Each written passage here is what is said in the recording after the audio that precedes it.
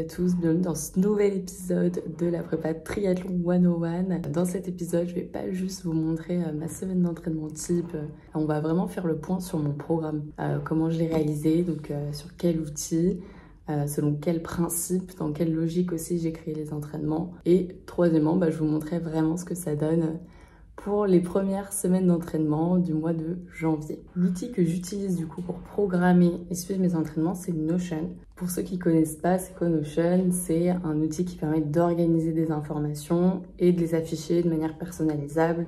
Donc vous avez des pages, des bases de données, des tableaux, des calendriers, des listes, des frises chronologiques, enfin plein de choses. L'outil est hyper poussé, vous allez voir, pour créer le programme sportif et le suivre.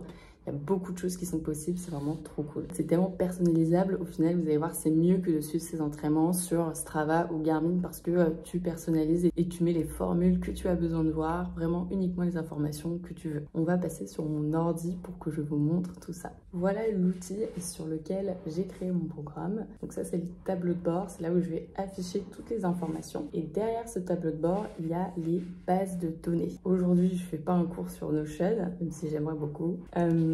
Dans ces bases de données, je ne vais pas tout vous expliquer, mais en gros, j'ai une base de données entraînement et une base de données pour les mois. Je peux vous présenter rapidement les informations de chaque base de données. D'abord, dans la base de données entraînement, forcément, je vais avoir le nom de l'entraînement. Donc là, par exemple, c'était mon run nouvel an, vous avez vu dans ma première vidéo. Et je mets le type de sport que c'est, bien sûr. Je vais le checker quand il est fait. Je vais avoir la date, je vais avoir le mois correspondant. Donc ça, c'est une relation avec l'autre base de données mois.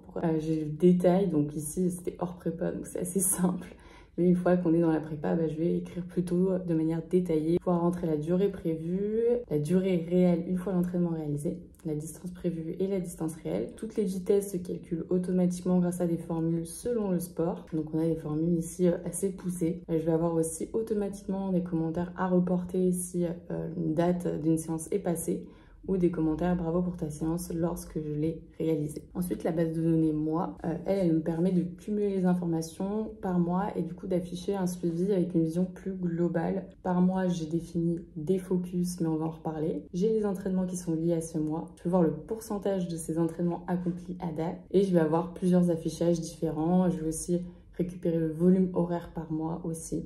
Donc voilà, tout ça, c'est des formules assez complexes au final pour que j'ai un petit commentaire chaque mois qui m'informe de ce que j'ai fait. Salut, c'est la Anna du futur. Je rajoute juste que vous pouvez récupérer mon programme en utilisant un de mes templates sur mon espace Notion. Donc je vous mettrai le lien en description si vous voulez aller voir tous les templates qui sont dispo. Je vais publier du coup dans la foulée celui sur le triathlon. Maintenant, on va voir selon quel principe et un peu avec quelle logique j'ai créé ce programme et j'ai planifié tous ces entraînements-là. Alors, disclaimer, bien sûr, je ne suis absolument pas coach sportive et je crée ce programme pour moi-même parce que je n'ai pas les moyens d'avoir un coach sportif, tout simplement. Et je pense que c'est aussi cool de tester par soi-même. Je vais faire sûrement des erreurs parce que je ne suis pas pro, mais je vais apprendre comme ça aussi. Premier principe, c'est partir de la vision d'ensemble. En fait, j'ai commencé par regarder sur les 6 mois que j'avais, quelle va être la progression que je vais avoir chaque mois et qui va être un petit peu les sous-objectifs de chaque mois. Et c'est pour ça que dans mon Notion, vous avez vu des focus d'entraînement par mois. Comme ça, lorsque je vais commencer la programmation vraiment d'une semaine de janvier, je sais derrière quel est le gros objectif de janvier, ou plutôt les 2-3 gros objectifs. Deuxième principe que j'ai appliqué, c'est de d'abord maîtriser la technique de chaque sport. Parce qu'en fait, le triathlon, forcément, il y a 2 sports qui sont complètement nouveaux pour moi, donc je ne maîtrise pas du tout la technique. Et ça, c'est hyper important, comme ça a été en musculation il y a quelques années, de d'abord savoir la technique du sport, comment vraiment bien faire les mouvements. Ça, c'est des choses qui sont souvent recommandées un peu partout, de d'abord maîtriser un sport avant de vouloir en augmenter énormément le volume. Il s'agit juste de ne pas s'entraîner comme un bourrin. Le troisième principe que j'ai appliqué, c'est du coup de partir d'une préparation physique plus générale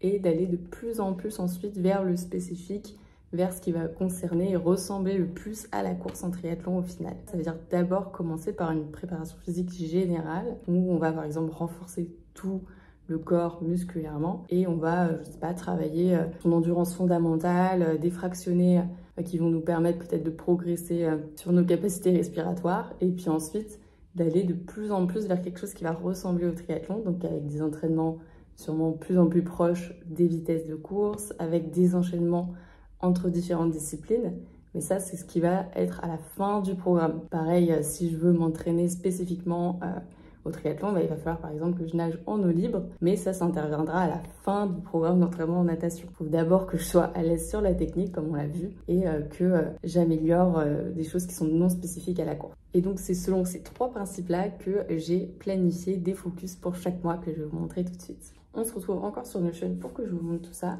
Donc ici, vous voyez un tableau de bord. Donc le premier affichage qui apparaît ici, c'est mes focus par mois. Comme on l'a dit, selon les principes que j'ai évoqués, je commence par l'endurance de fond et le renforcement musculaire en janvier. Ensuite, en février, il va y avoir un focus technique de natation. Pourquoi que en février? Parce que je prendrai les cours de natation à partir de ce moment-là. Et toujours le renforcement et l'endurance de fond. Mars, on va continuer sur technique de natation, mais aussi technique de vélo. Là aussi, pourquoi pas avant? Parce que je n'ai toujours pas reçu encore mon vélo et parce que il fera peut-être meilleur temps pour sortir à vélo avec. Et toujours endurance de fond encore en mars. Vous pouvez aussi voir que du coup, pour ces 3 premiers mois, j'ai commencé à prévoir les séances semaine par semaine. Elles apparaissent ici. À partir de avril, je n'ai pas encore prévu les séances. Je pense que ça va dépendre beaucoup de comment je me sens à vélo, etc.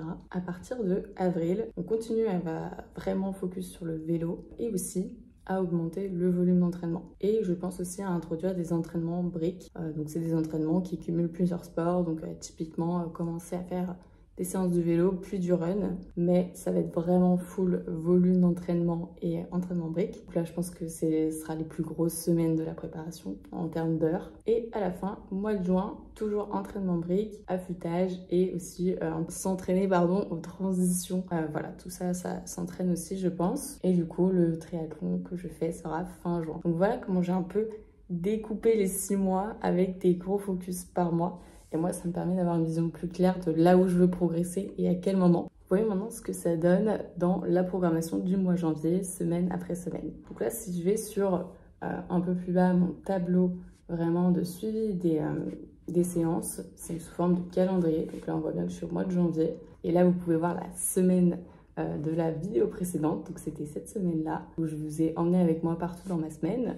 Et pour cette semaine-là, on est samedi actuellement. Donc comment elle se structure cette semaine? J'ai choisi de mettre par défaut le run le plus dur en premier. Donc ici le tempo run.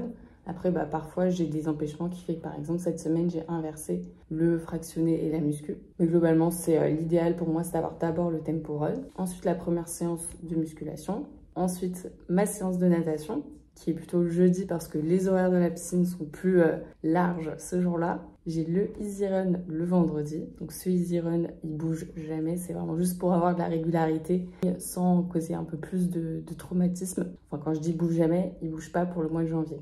Le samedi, j'ai ma deuxième séance de muscu. Et le dimanche, j'ai ma sortie longue en run.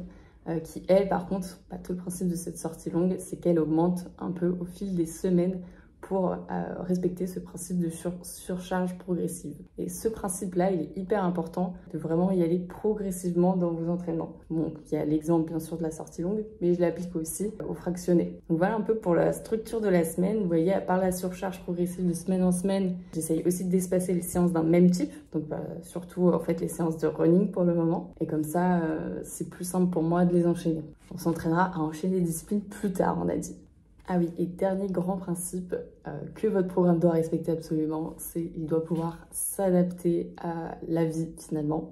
Là, vous voyez, par exemple, la semaine prochaine, je suis en déplacement professionnel le début de la semaine.